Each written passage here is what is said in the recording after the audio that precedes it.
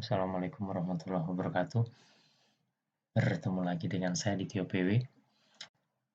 Belajar query kali ini kita melanjutkan yang kemarin. Jadi kemarin terakhir kita sudah membahas tentang koneksi database dari MySQL dan program aplikasi NetBeans. Oke ya, jadi kita coba running dulu. Jadi kemarin kita baru koneksinya adalah menampilkan data yang ada di apa istilahnya JTabel ini ya, menampilkan data dari MySQL dan ditampilkan di JTabel yaitu di formnya NetBeans. Oke, selanjutnya saya akan membahas tentang perintah untuk simpan, ubah, dan hapusnya. Oke ya, jadi untuk perintah simpan, ubah, dan hapusnya sebenarnya sudah saya isikan codingnya. Ya, sudah saya isikan codingnya, jadi ini nanti saya tinggal fokus ke penjelasan dari masing-masing perintahnya. Oke ya, langsung aja. Yang pertama, pastikan buttonnya sudah siap ya, button simpan, ubah, dan hapus itu sudah siap semua. Prinsipnya tampilannya jadi seperti ini, kita semakan aja. Kemudian database, sekali lagi kita masih pakai database akademik yang kemarin gitu ya. Oke, untuk mengisi perintah simpan, jadi di button simpan ini kita klik kanan, kita pilih event, action, nah pilih action perform J button 1, tinggal kita klik.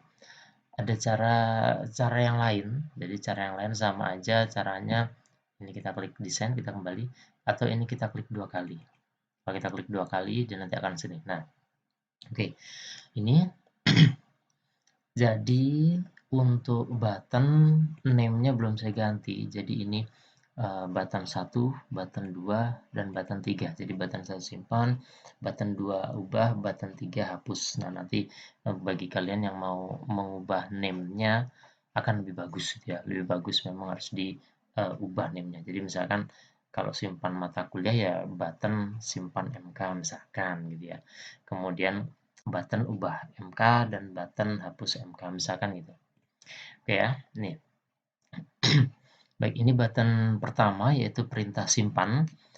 Jadi untuk perintah simpan yang pertama tadi klik 2 kali, kita klik 2 kali nanti langsung muncul private void jabatan 1 action perform dan seterusnya. Langsung kita ketikkan perintah ini try, kemudian langsung buka kurung kurawal, di enter, dia nanti langsung otomatis ada tutup kurung kurawalnya. Oke, kita mulai dari string SQL, jadi perintahnya string SQL sama dengan, kemudian langsung dituliskan perintah query untuk input data, yaitu insert into tbmk values. Hati-hati harus disertakan tanda double petik. Ya, ini format penulisannya seperti ini. Jadi pakai tanda petik insert into tbmk values, buka kurung, kemudian ini ada petik tunggal, kemudian baru petik double.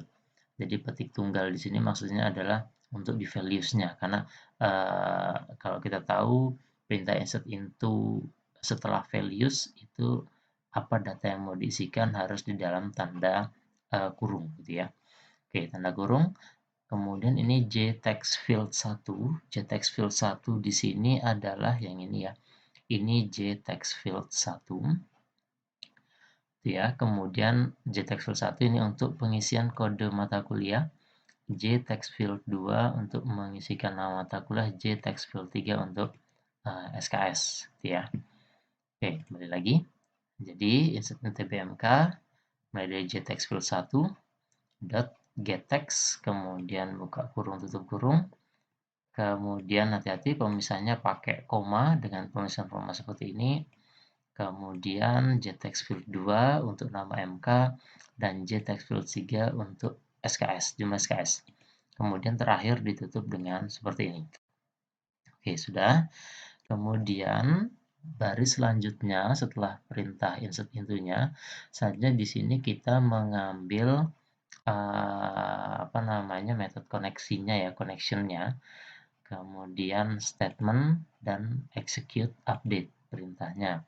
Nanti untuk execute sebenarnya ada beberapa perintah, tapi umumnya akan dipakai dua, ada execute update dan execute query. Untuk execute update biasa digunakan untuk mengeksekusi perintah DML, insert insert update sama delete, jadi pakai execute update. Nanti ada execute query, ini kalau misalkan perintahnya di sini adalah perintah cuma select, jadi misalkan menampilkan select bintang from apa gitu ya misalkan, ini nanti pakai execute query, execute query. Oke, sudah.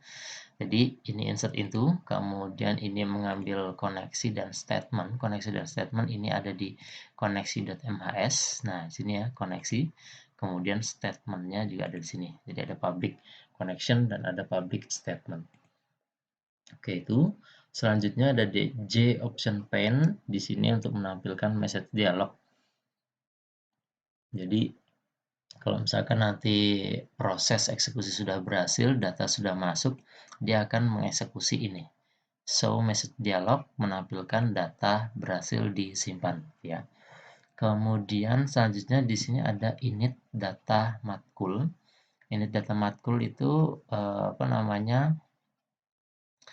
metode yang kemarin sudah kita buat ya. Oke, ini kita lihat aja, tinggal kita klik ke sini. Nah, ini dia init data matkul.